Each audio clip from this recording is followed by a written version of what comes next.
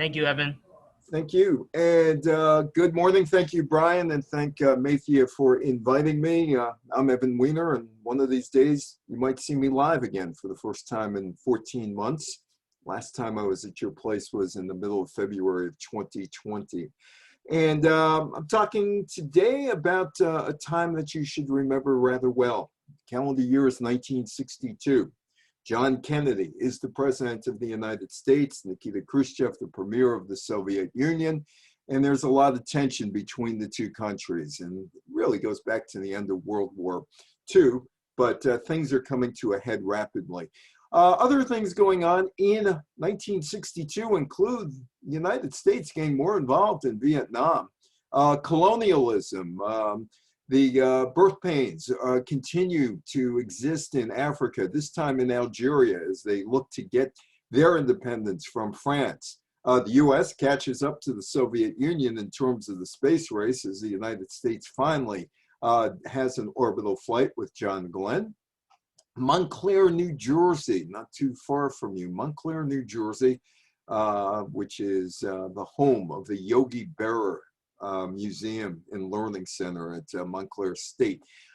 Anyway, civil rights movement in Montclair, New Jersey. And Nelson Mandela is arrested in 1962 in South Africa.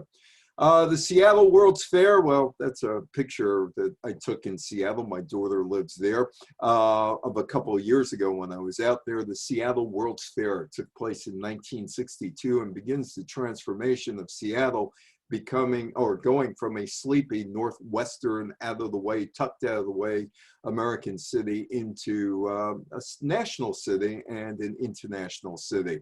A peek into the future, there's a communication satellite. You need these communication satellites for things like this today, your cell phone. Marilyn Monroe dies at the age of 36. There is Marilyn Monroe along with John Kennedy and Robert Kennedy, and it looks like they are celebrating John Kennedy's birthday at Madison Square Garden. Decca Records says no to the Beatles. John, Paul, George, and Pete Best. The Lovable Losers take the field for the first time. The New York Mets, the 1962 National League expansion team. And there he is, the old professor, number 37, Casey Stengel, 72 years old. He is the manager of the New York Mets.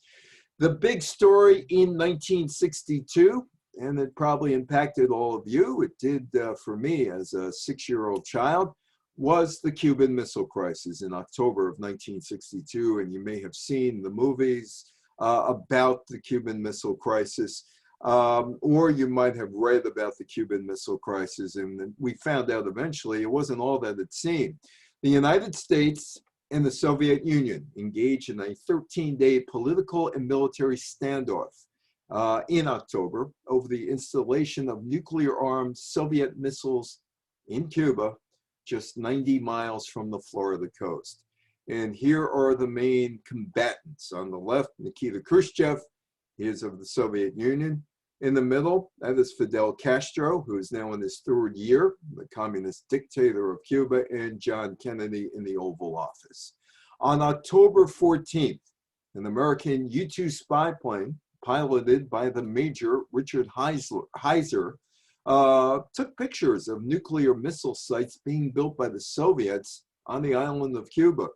John Kennedy, the president of the United States, gets this information and decides we got to do something about it. How are we going to stop this? Well, it's easy to stop. We're going to put a naval blockade up, a ring of ships around the island. We're going to quarantine Cuba. And the aim is to prevent the Soviets from bringing in more military supplies, at least by water. He demanded, JFK, the removal of the missiles that were there and the destruction of those sites. On October 22nd, 1962, John Kennedy addresses the nation about the crisis that is unfolding just 90 miles off of the Florida coast. John F. Kennedy told the nation this: to halt the offensive buildup, a strict quarantine on all offensive military equipment under shipment to Cuba is being initiated. All ships of any kind bound for Cuba whatever nation or port, from whatever nation or port, will, if found to contain cargoes of offensive weapons, be turned back. Shall be the policy of this nation to regard any nuclear missile launch from Cuba against any nation in the Western Hemisphere, part of the Monroe Doctrine, going back to James Monroe back in the 19th century, early 19th century. Any nation in the Western Hemisphere is an attack by the Soviet Union on the United States, requiring a full retaliatory response upon the Soviet Union. And he showed these pictures from October 14th to a nation that got very, very worried in a hurry about nuclear war. But Kennedy had been warning about nuclear war in 1961. If you subscribe to Life magazine, you got a letter from John F. Kennedy, the 3 or 4 million subscribers to Life magazine back then. And he basically said, be prepared for anything. That was in July of 1961. In August of 1961, the Secretary of State Dean Rusk told NATO allies, be prepared for anything. And the United States started putting up fallout shelters and starting to warn people that nuclear war, unfortunately, is out there, and we have to prepare for it. I call upon Chairman Khrushchev, said Kennedy, to halt and eliminate this clandestine, reckless, and provocative threat to world peace and to stabilize relations between our two nations. He has an opportunity now to move the world back from the abyss of destruction. My fellow citizens, let no one doubt this is a difficult and dangerous effort on which we have set out. No one can foresee precisely what course it will take or what costs or casualties will be incurred. It's warning the American people, it might be you who's killed. Many months of sacrifice and self-discipline lie ahead, months in which both our will and patience will be tested, months in which many threats and denunciations will keep us aware of our danger. But the greatest danger of all would be to do nothing. And if you were in Key West, not very far from Cuba, and you're driving in your early 1963, that's a 63 car, Chevrolet. If you're driving, this is October 27th, and you're looking at Route 1, to your right, you might see anti-military or that's not a MiG, that is a anti-aircraft platoon that's or machinery that's out there on the side of the road. How'd we get there? Well, there's Fidel Castro marching arm in arm with the leaders of the Cuban Revolution. Che Guevara is right there in the middle of that. On January 1st, 1959, the revolutionaries led by Castro, and they had been fighting against the corrupt anti-communist Batista regime since 1953. It really started in earnest 1956. February 16th, 1959, Castro was sworn in as the Prime Minister of Cuba after leading a guerrilla campaign that forced the right-wing dictator Batista into exile. Castro became the commander-in-chief of Cuba's armed forces on January 1st, after Batista was ousted. The Eisenhower administration, Dwight Eisenhower, President of the United States, recognized the new Cuban government at first. Their guy was Batista, but they figure, okay, let's see what's going on with Castro. But quickly withdrew its support after Castro launched a program of agrarian reform, nationalized U.S. assets on the island, and declared Cuba had a Marxist government. Castro's Cuba was the first communist state in the Western Hemisphere, and that set off all sorts of alarms at the State Department, the Dulles, John Forster Dulles State Department in 1959. In 1960, Khrushchev promised, May 1960, to defend Cuba with arms and assumed that the United States would take no steps to prevent the installation of medium and intermediate range ballistic missiles in Cuba. Such missiles could hit much of the East Coast, including Washington, D.C., if launched from Cuba. And there is Castro and there is Khrushchev in 1961. as the Cold War continues to heat up, and heat up. Some more background to this. Tensions had been steadily increasing since the failed 1961 Bay of Pigs invasion. Cuban refugees trained by the CIA, armed and trained by the United States, the CIA, landed in Cuba in April of 1961, and they tried to overthrow the government of Fidel Castro. The invasion did not succeed. Castro was convinced that the United States would try again and ask Khrushchev for more military assistance. During the 1961-62 period, there were 20,000 advisors in Cuba. Back here in the United States, some of you might remember this: civil defense, drinking water, and also a mask. You could get that just in case, because it was just in case time in your fallout shelter. The Berlin Wall goes up in 1961. That prevents East Germans to skip over to the oasis in their country, west of Berlin, which was held by the Allies, including the United States.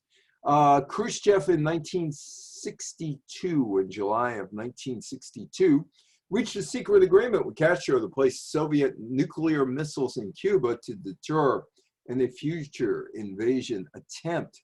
The construction of several missile sites began late in the summer, and the United States intelligence discovered evidence of a general Soviet arms buildup in Cuba, and that included Soviet Il-28 bombers, and this was routine surveillance flights by U-2 pilots.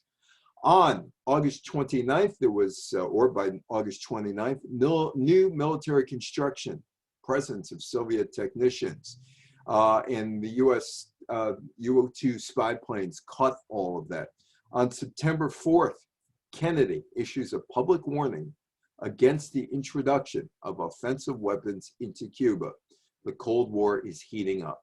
October 14th, the presence of a ballistic missile on a launching pad was reported.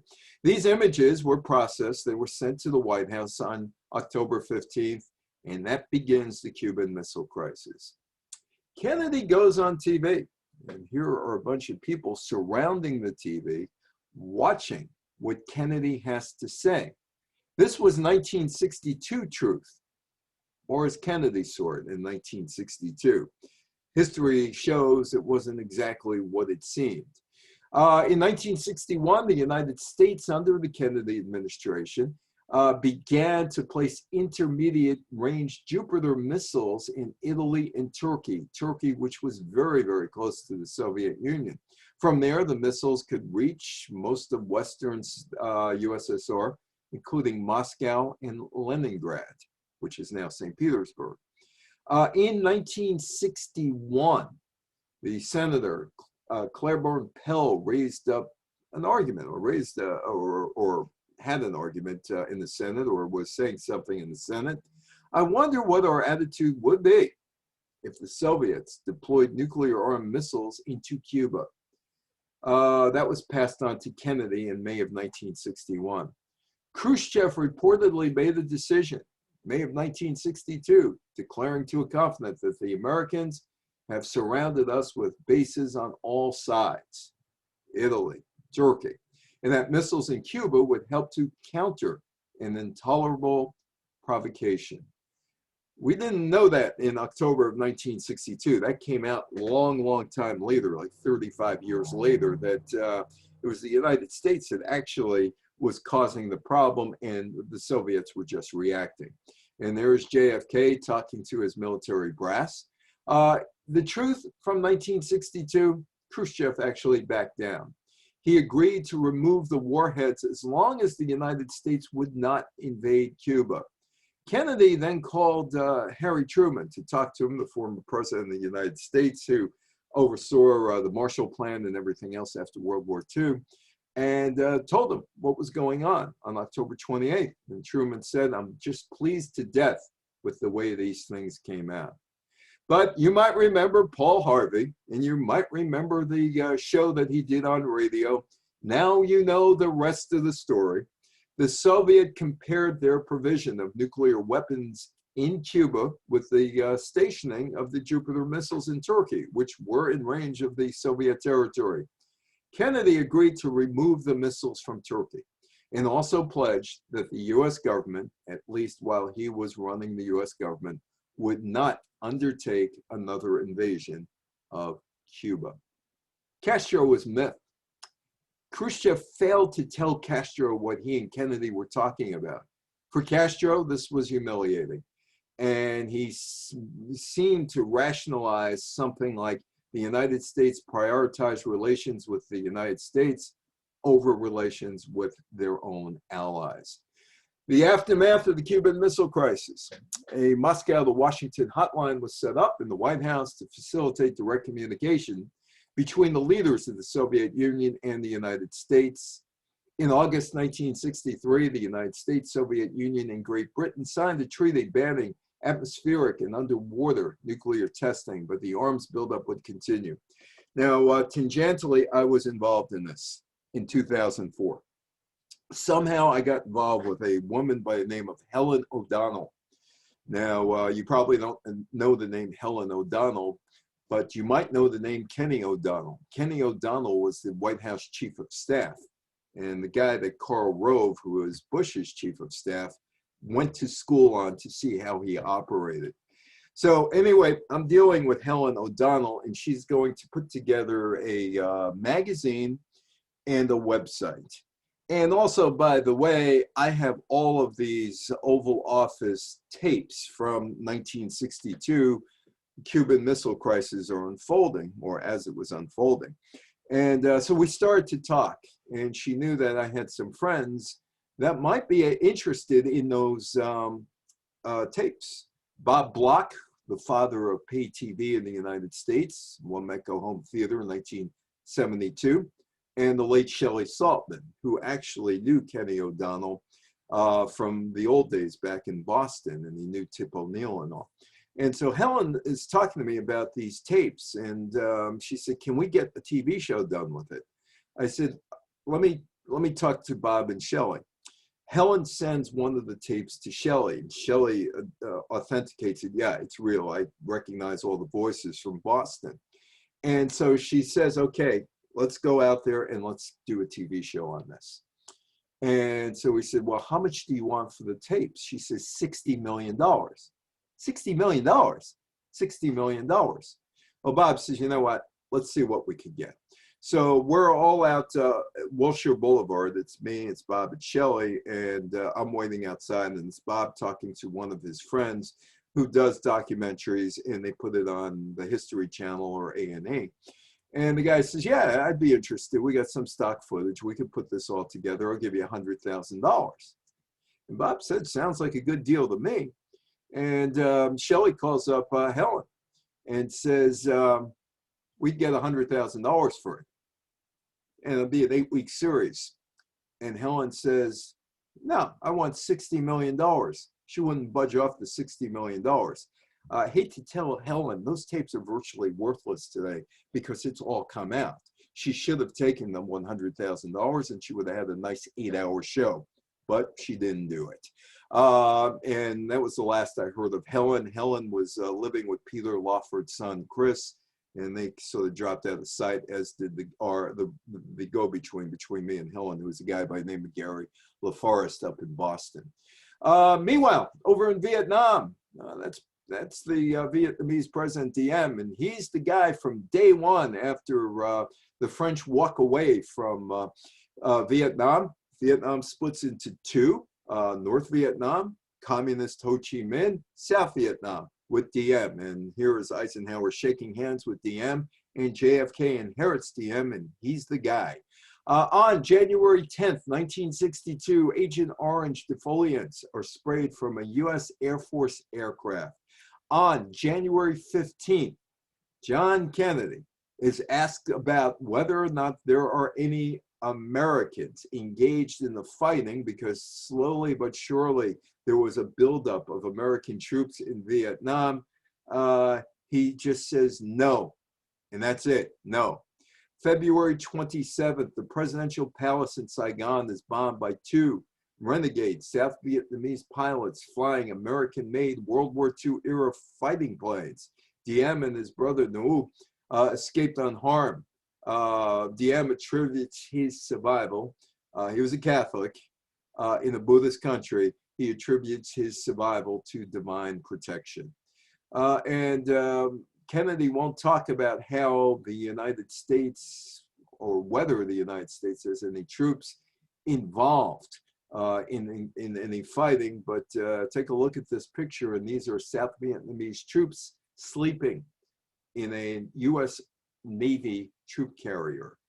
The U.S. is getting more and more involved in the war. The Secretary of State, Robert McNamara, the bean counter at the Ford Motor Company, who was named the Secretary of Defense in 1961, even though he had accounting experience with the Ford Motor Company. And yeah, he was in World War II, but he's the defense secretary. And he visits South Vietnam, and his report is, we're winning. On August 1st, 1962, Kennedy signs the Foreign Assistance Act of 1962, which provides military assistance to countries which are on the rim of the communist world and under direct attack. The funny thing about Vietnam was when Dwight Eisenhower had his last meeting with Kennedy before Kennedy took over as president, Eisenhower said, the real problem there is Laos, and you better watch for Laos. And somehow it became Vietnam. August 1962, U.S. Special Forces camp is set up at Chi San to monitor North Vietnamese army infiltration down the Ho Chi Minh Trail, which would become, by 1970, a massive problem for Richard Nixon and lead to the Kent State Massacre on May 4th, 1970. Here is an American officer teaching or talking to local Vietnamese people, South Vietnamese people, about what they're doing there, and probably teaching him some methods, techniques of survival to South Vietnamese people. The U.S. in South Vietnam, 1962. Remember, Kennedy says, no, we're not involved. 11,000 advisors, 300 aircraft, 120 helicopters, heavy weapons, pilots flying combat missions. Hey, if they're flying combat missions, they're engaged. Defoliants, napalm. December 26, 1962, the Montana senator, the Democrat, the Senate Majority Leader, Mike Mansfield, gives Kennedy a copy of his lengthy report on South Vietnam, and he briefs the president. Mansfield concludes, little progress has been made by Diem, politically or militarily, since the Geneva Accords of 1954, when the country split into two. Diem also made little progress in gaining popular support in the countryside, which by night was ruled largely by the Viet Cong. Mansfield told Kennedy, you're in the abyss. Here is a crashed CH-21 Shawnee troop helicopter as the troops get away from that. The reports of several American military officers who had visited Vietnam that were given to Kennedy were pessimistic. 53 Americans were killed in South Vietnam in 1962, 16 in 1961.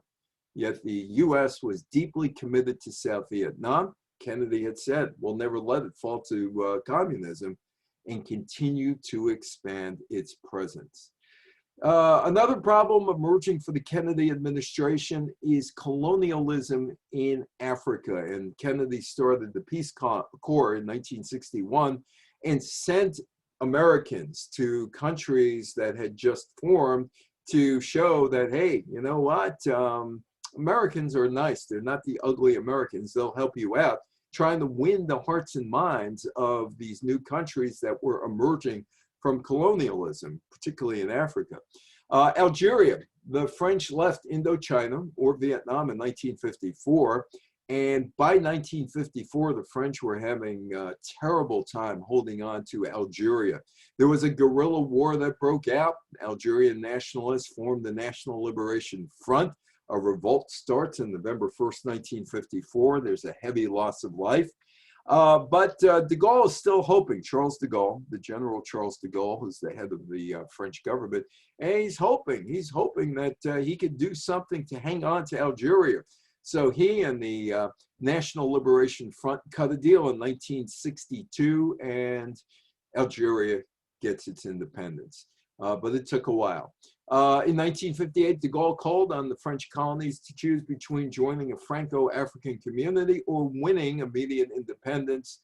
Only Guyana opted for self-rule, declaring itself independent a few weeks later.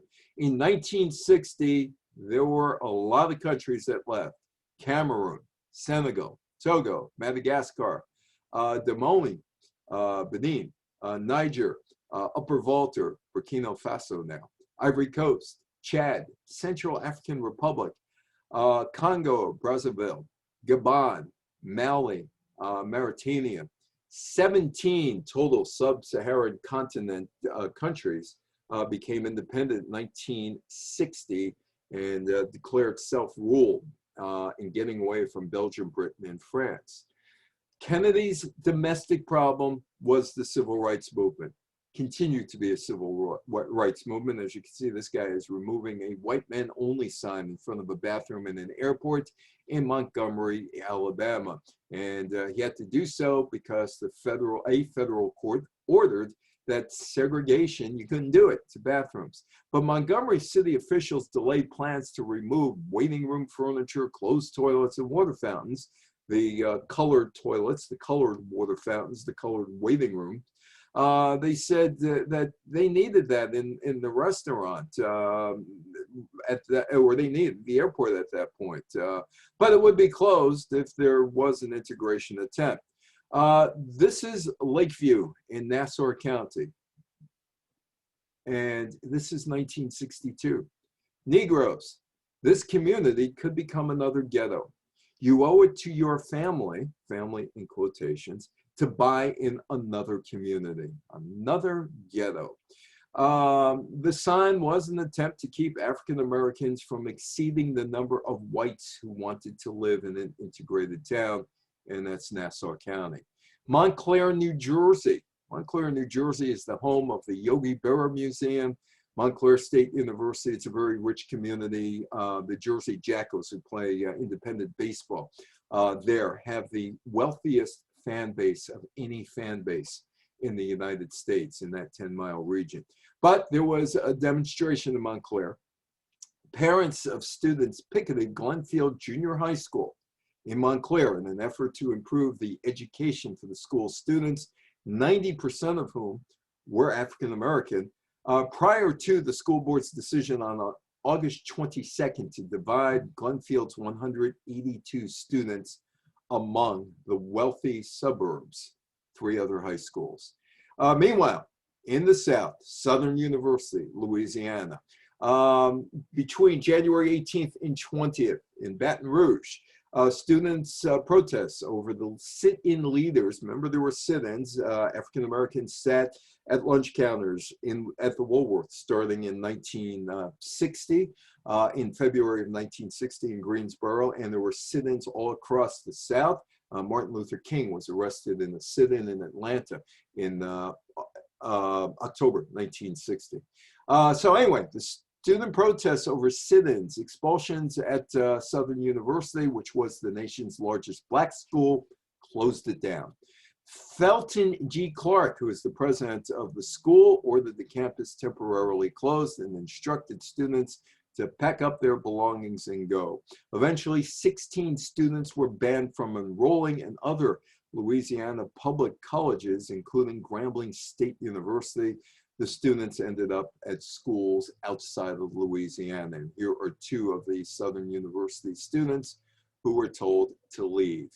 The sit-ins. 9 black Southern University students were arrested in March of 1960 for disturbing the peace after sitting at the white-only segregated lunch counter in the downtown Baton Rouge Crest department store and at a local Greyhound bus station. Despite the peaceful nature of their protests, the president of the university condemned the students' actions and blamed them for endangering the school when a cross-burning near the campus shortly after their sit-ins took place. There were still poll taxes in 1962. Believe it or not, there were still literacy in poll taxes. It became against the law in 1964. And some of the stuff started to get the attention of the Kennedy administration. As a result, of meetings brokered by the Kennedy administration with large liberal foundations. The Voter Education Project was formed in 1962 to channel funds into voter drives in 11 southern states. John Lewis was the head of SNCC, and they were able to expand voter registration efforts into the Mississippi Delta around Greenwood and Southwest Georgia and Albany, Georgia, and the Alabama Black Belt region around Selma.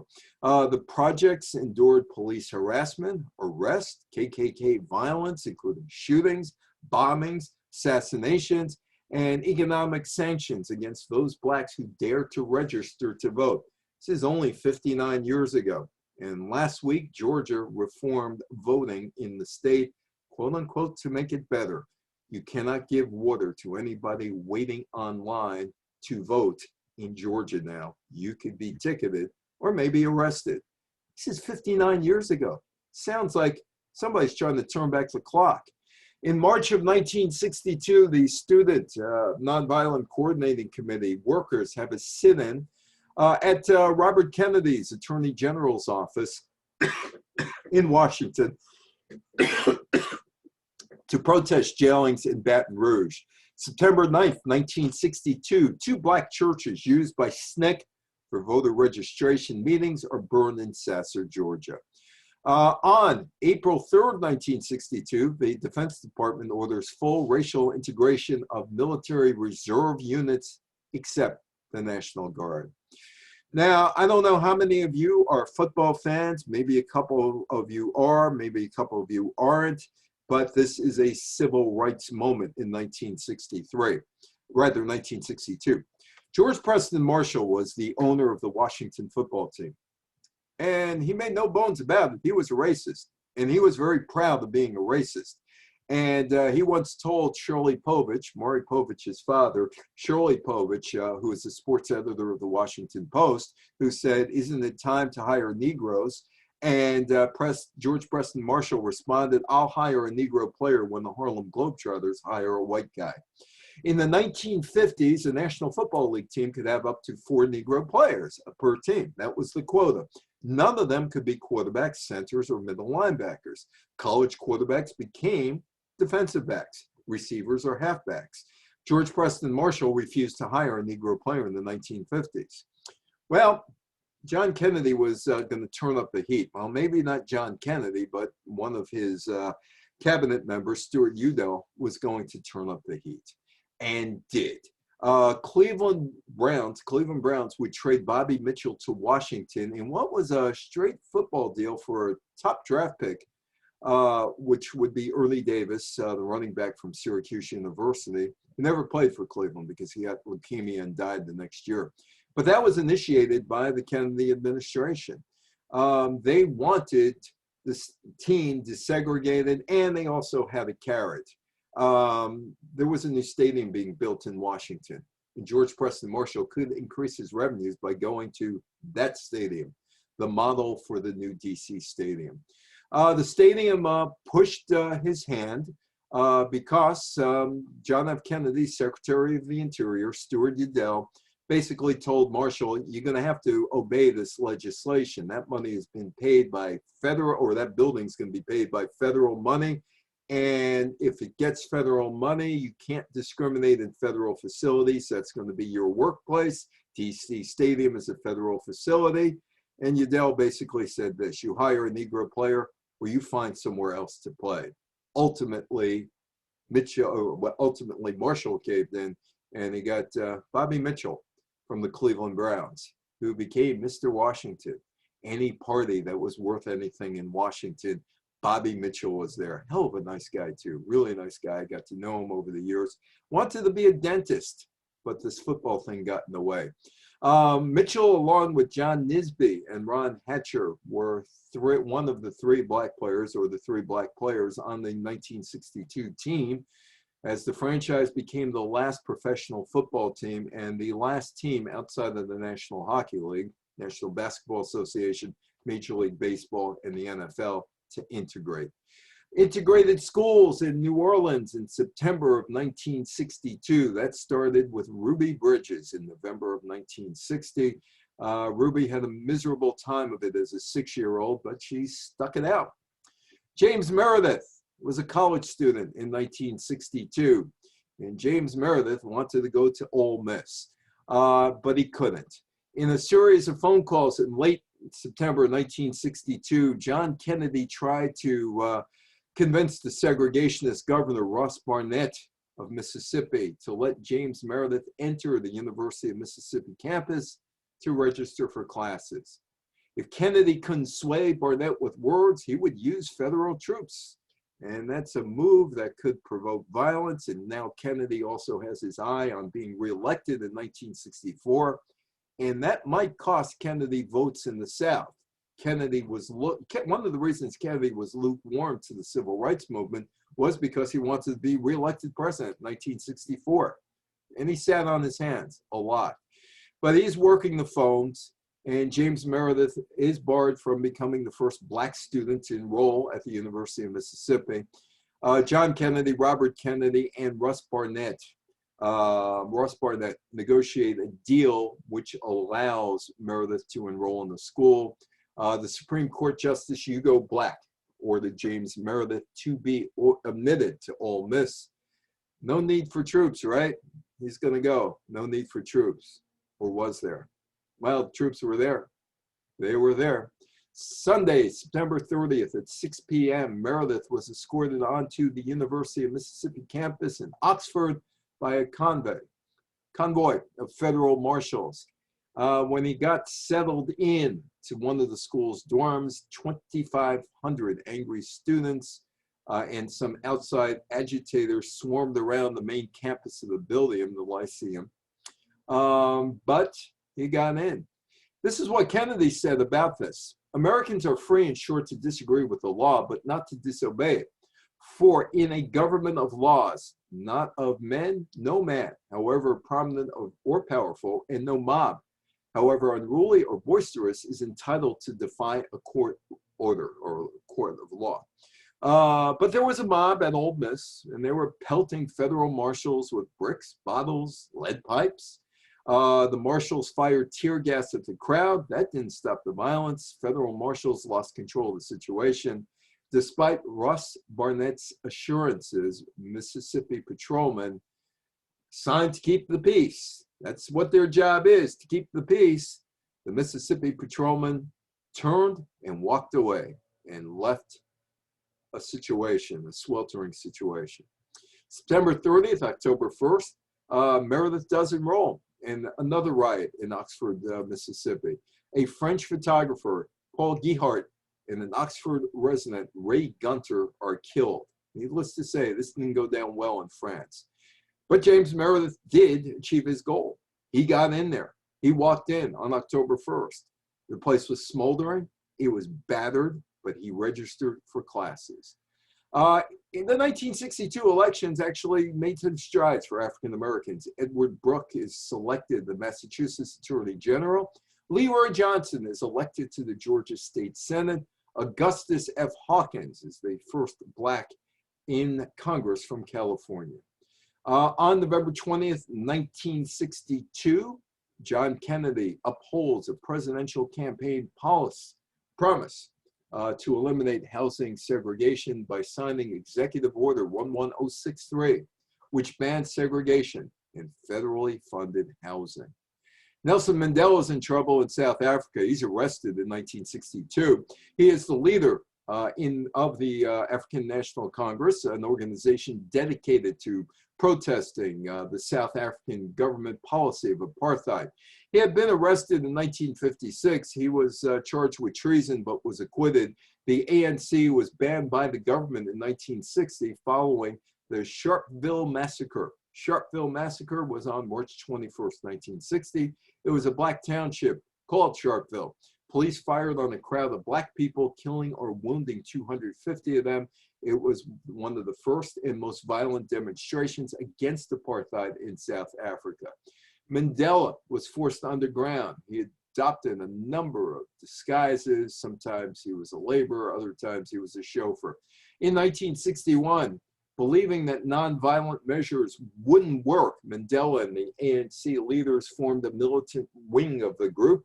On December 16th, Mandela is the commander-in-chief. The group begins a campaign, or begins planning a campaign of bombing attacks on government targets, and makes plans for guerrilla warfare. And there is Nelson Mandela in 1962. He's arrested on August 5th. He's sentenced to 5 years in prison for inciting a workers' strike in 1961.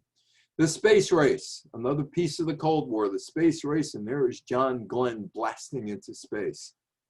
He's on the Friendship 7 Mercury spacecraft, launches from Cape Canaveral, Florida, February 20th. First American into orbit. And this is more than just the first American into orbit. NASA hired a team of female computers. They were all African Americans. They went to traditional black schools. They were rather good at what they did in terms of making complex calculations by hand.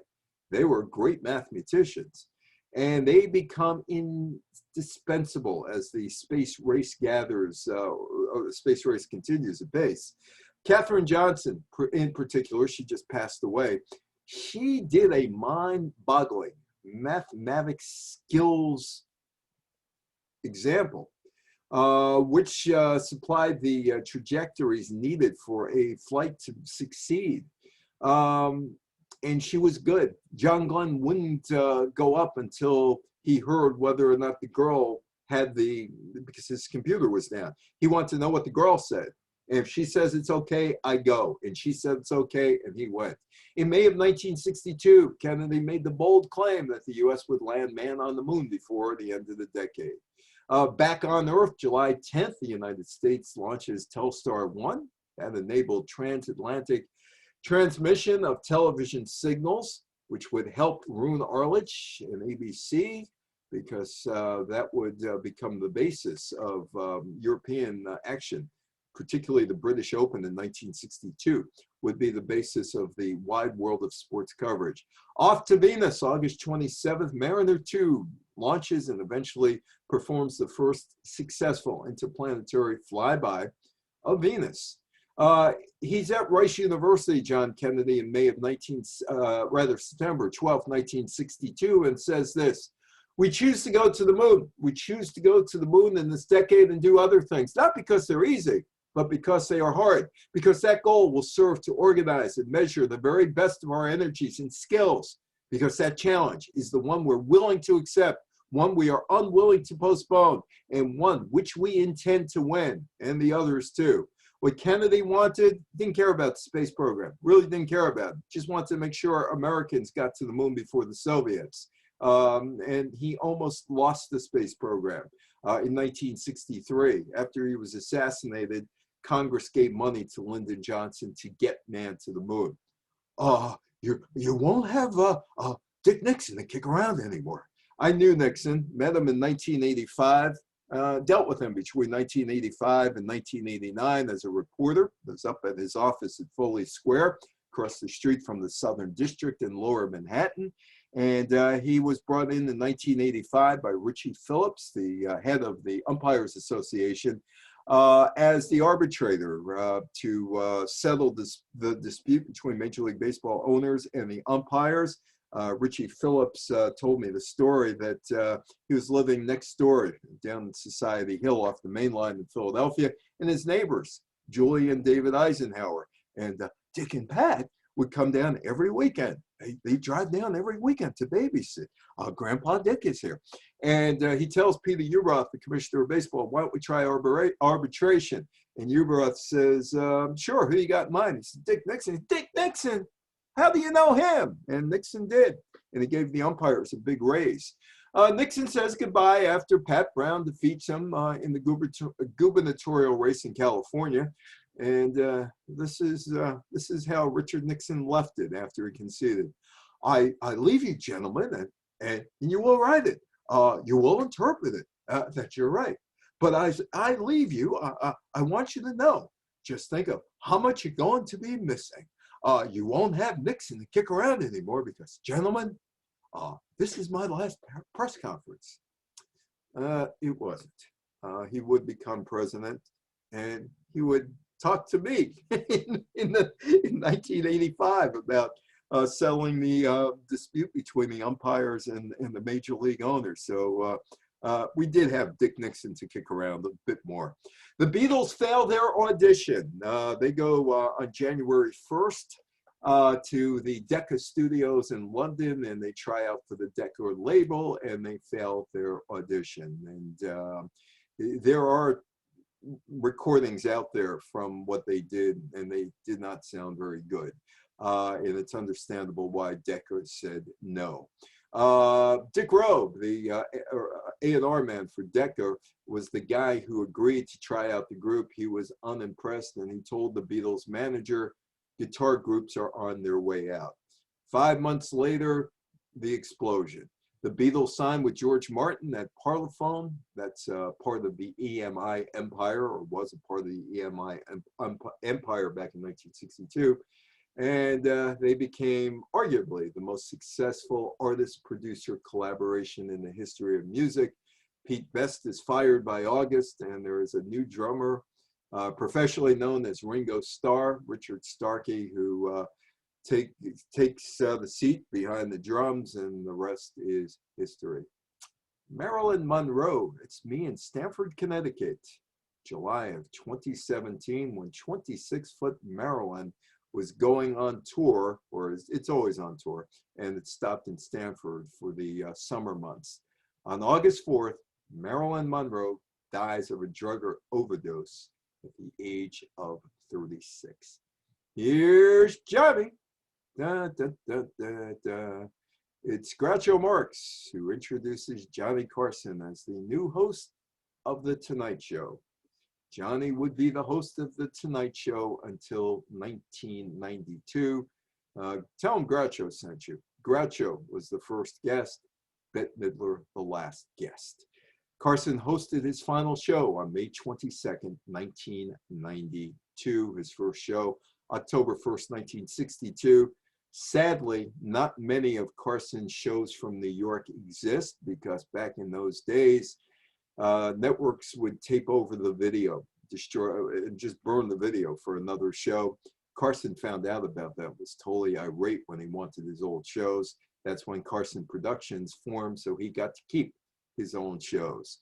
1962, the Seattle World's Fair opened, that is the Space Needle. A neat sight when I visit my daughter in Seattle. Her place overlooks the Space Needle, so I've got to see it with fog and without fog. The Century 21 exposition, known as the Seattle World's Fair, was held between April 21st and October 21st. The Space Needle was one of the first venues where the first cordless phones ever were installed in the United States. The fair was the site of some of the first satellite transmissions of telephone calls and television broadcasts. And there is the Seattle landmark. It's about a mile from my daughter's house up a hill. And that was a few years ago. As in fact, the Seattle skyline since then has increased. Oh, you could have a suitcase, and you could have a computer in your suitcase. That's Dr. John W. McAlee, and he invented some of the original room-size electric computers. And here he is, November 2nd, 1962, in Washington, D.C., with one of his suitcase computers. He talked to the American Institute of Industrial Engineers, and he said he's working on a pocket variety now, which may eliminate the house. Listen to this. May eliminate the housewife's weekly shopping list and the chore of filling it by hand. Notice it's the woman who's going shopping. Got to remember, it's 1962. Women did not have equal rights to men. And this is before the women's rights movement starts. So you could have this little thing in your hand and you don't have to write it out. He also predicted everyone walking around would be walking around with his own personalized computer, about like my iPad here, within a decade. Oh, the lovable losers, Casey of the Mets. 1962, the National League expands into Houston and into New York. The New York Mets season began with 9 straight losses. By its close, the Mets had won just 40 games, lost 120. That was the most defeats in modern baseball history in a single season. Had the season been fun? And Casey said, I would have to say no to that one. But I'm going to give you a story or two from Richie Ashburn, who was on the team. And I got to know Richie, and Richie was telling me about one day Marvelous Marv Throneberry was with the Mets. And Marv Throneberry in the old Polo Grounds, and some of you may remember, it was shaped like a bathtub. It was like 250 feet down the line and about 500 feet to dead center field. Anyway, Marv hits one all the way out to dead center field. And he's slow, but he's rounding the bases, rounding first, rounding second, and gets to third base. They're playing the Chicago Cubs, the Mets are that day. And there's an appeal play. For those of you who are not familiar with baseball, you throw the ball in because you think somebody missed the base as they got the base hit. So you throw it to the base, they throw it into first base. And the umpire says, out. And Casey, who is 72 years old, flies out of the dugout, as only a 72-year-old could fly out of the dugout, and he starts having this argument with the first base umpire. And they're having an argument. They're arguing, and then the second base umpire comes over. He says, hey, Case, you know what? Not only did he miss first, he missed second. And Case looks over at third base. He says, I know darn sure he hasn't missed third base because he's standing on it. Ashburn was the MVP of that team. And as the MVP of the Mets in 1962, he was given a prize, a boat. So he gets the boat, takes it back to Nebraska, where he lived, and he puts it on the lake, and he's going to go out boating, late October boating. Well, he gets out there, he's in the boat, and guess what? It starts to sink. Ashburn said it was only a fitting way to end the season. Things that you use today that first appeared in 1962. The first Walmart opened in Bentonville, Arkansas. It's owned and operated by Sam Walton. Phil Nike starts his business empire. He strikes a deal with a group of Japanese businessmen to export that country's Tiger shoes into the U.S. Thus, Nike begins. Marvel's Spider-Man superhero makes his first appearance in a comic, and Spider-Man is created by Stan Lee. The legacy of 1962 still impacts us to this day. The USSR and the US didn't go to war. JFK would be assassinated in 1963. Khrushchev would be replaced in 1964. Fidel Castro outlasted 10 American presidents. The U.S. would become more and more involved in Vietnam. And by August 7th, 1964, the Gulf of Tonkin Resolution is signed into law by Lyndon Johnson, giving Johnson the authority to do whatever he wanted in Vietnam to assure an American victory. The U.S. would land on the moon on July 20th, 1969. Neil Armstrong steps out of the lunar module called the Eagle, and he walks on the moon. The lovable losers, the Mets, would win the World Series in 1969. Nelson Mandela would become the president of Africa in 1994. The Berlin Wall would be demolished in 1989. You can see a piece of the wall over at 56th Street off of 6th Avenue in Manhattan. The Soviet Union would fall in 1991. Well, I want to thank Mathia and everybody at the Bristol. However, whatever holiday you're celebrating this weekend, have a good holiday. I understand that most of you, or if not all of you, have gotten vaccinated, so have a safe and healthy holiday weekend. And we'll be back the first week of May. And I just finished up, I think we're going to do the how Lucille Ball, which I just finished up this morning, how Lucille Ball became the most powerful businesswoman in Hollywood and broke the glass ceiling at a time in the 1960s where women weren't breaking the glass ceiling. Brian, thank you. We will be talking to you in about a month. And anybody have any questions or comments before I leave here?